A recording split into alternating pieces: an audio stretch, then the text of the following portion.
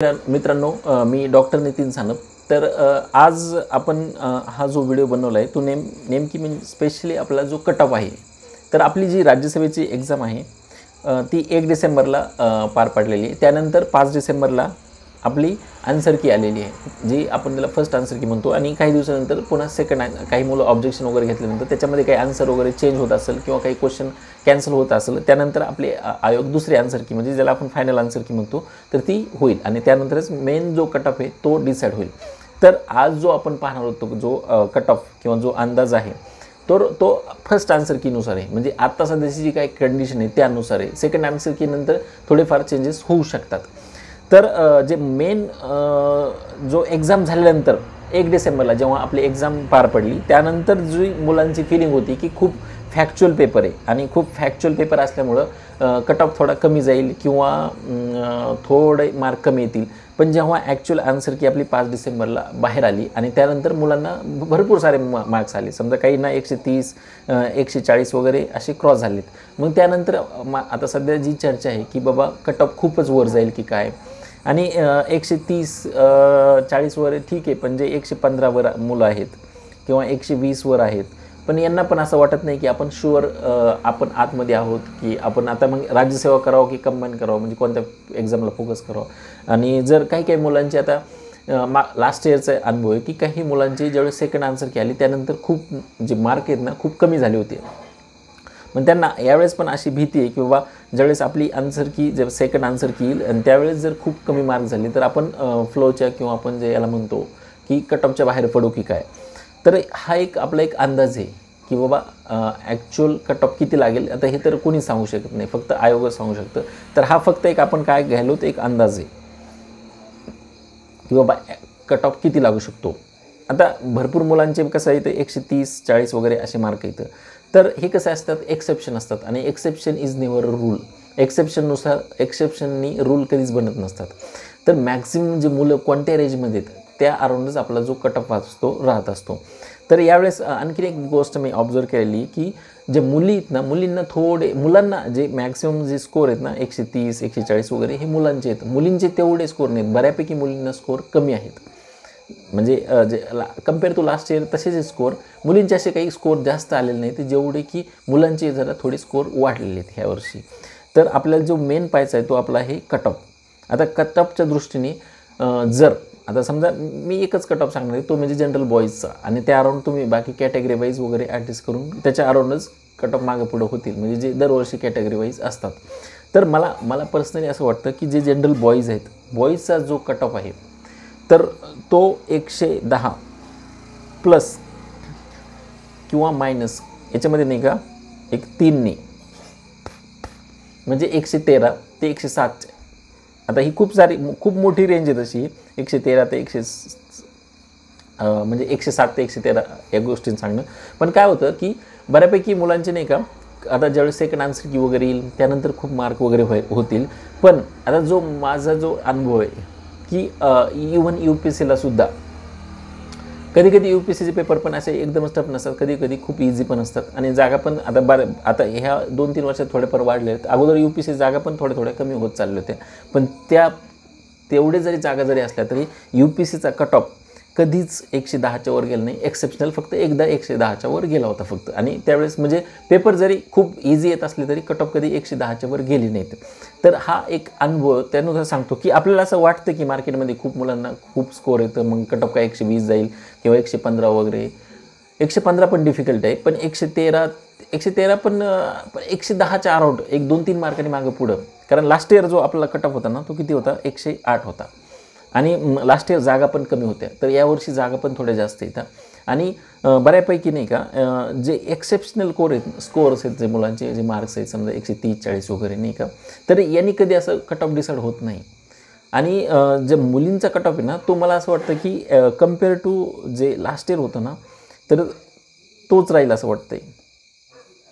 थोडाफार 1-2 मार्कांनी मागे पुढे होईल, कारण मुलींचे जे मार्क्स आहे ना तेवढे जास्त इन्क्रीज झाले नाही जेवढे मुलांचे थोडे जास्त जरा वाढलेले आहेत मुलांचे मार्क.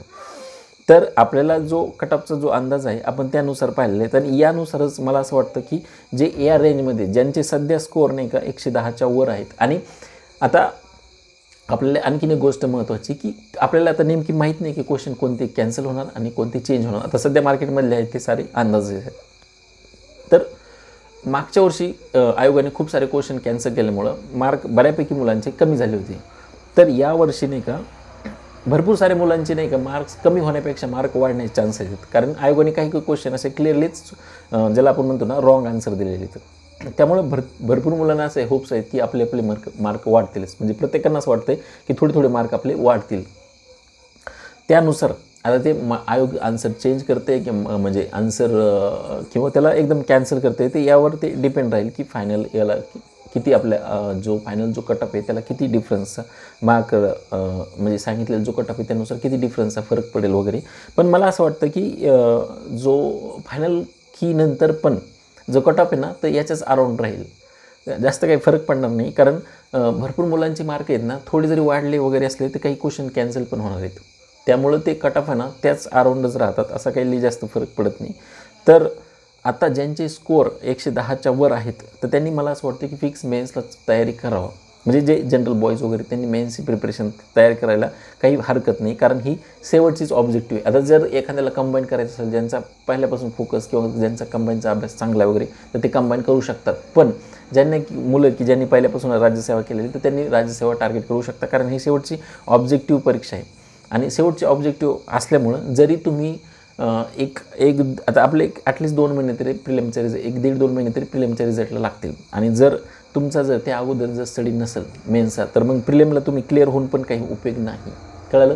त्यामुळं एक महत्त्वाचं आहे की तुमचा आत्ता सध्याच मेन्सचा स्टडी पाहिजे. त्यामुळं असं गाफील राहू नका की बाबा जो मी बफर झोनमध्ये आणि मी आता करू की नाही करू. कारण कसं होतं 1-2 महिन्यांनी आयुष्यात असं कोणता काही जास्त डिफरन्स पडत नाही की 1-2 महिने. आणि हे तुम्ही करायला आहेत ना तर हा स्टडीज तुमच्या रिटर्नच्या एक्झामला पण उपयोगाला येतो. असं नसतं की रिटर्नची एक्झाम काही एकदमच वेगळी असते. फक्त तिथं थोडं वेगळं लिहावं लागतं. आता काही मुलांना असं वाटतं की बाबा नेक्स्ट इयर एकदमच रिटर्न आहे मग आता मी जो आत्ता अभ्यास करलो त्याचा काही पुढच्या वर्षी उपयोग होणार नाही असं नसतं. GSच्या पेपरमध्ये तुम्हाला हेच थोडेफार फक्त सिलेबसचे थोडे पॉईंट चेंज होतात आणि त्यानुसार व्हॅरी होतं. तर पूर्ण असंच राहतं. जास्त काही असा फरक पडत नाही. कारण हीच तुम्हाला हिस्ट्री हीच आहे, जिओग्राफी पण हीच आहे, सेम आहे. फक्त जे याच्याडीची नावं तिथं सोशल वगैरे किंवा आपण त्याला म्हणतो इंटरनॅशनल IR वगैरे असे जे सेक्शन वाईज जे UPSC सिलेबस त्या टाईपमध्ये सिलेबस चेंज होणार आहे. तसं असं काही नाही. आणि एक पॉझिटिव्ह माइंडसेट असतो ना एक पॉझिटिव्ह माइंडसेटने तुम्ही स्टडी करा की असं म्हणे की बाबा मी होईल का नाही मग याच्यात राहिलात जे असतं ना आपण ज्याला म्हणतो कन्फ्युजन.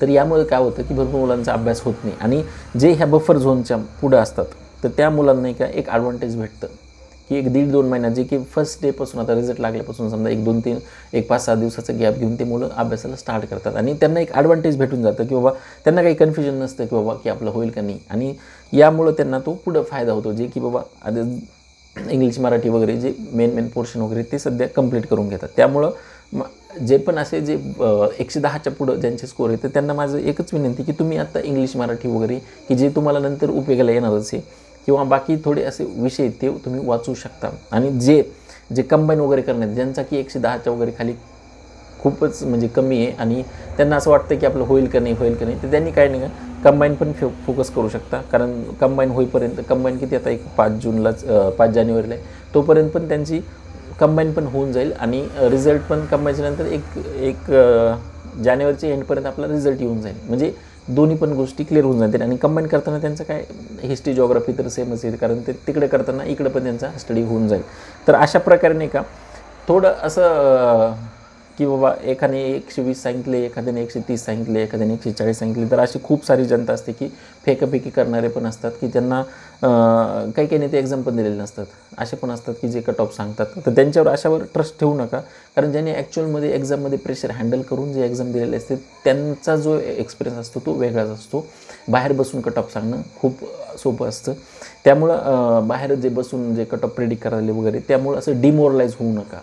आणि अभ्यास बंद करू नका की आता माझं होणारच नाही काही नाही आता शेवटचं ऑब्जेक्टिव्ह आहे. तुम्ही पॉझिटिव्ह माइंडसेटनीच तयारी करा.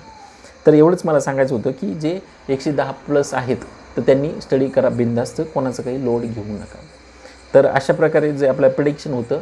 आणि मी हे पुन्हा सांगतो आहे की हे काही फायनल प्रिडिक्शन नाही आहे किंवा मी काही त्यातला एक्सपर्ट नाही आहे की बाबा मी सांगितलं तेच असं होईल.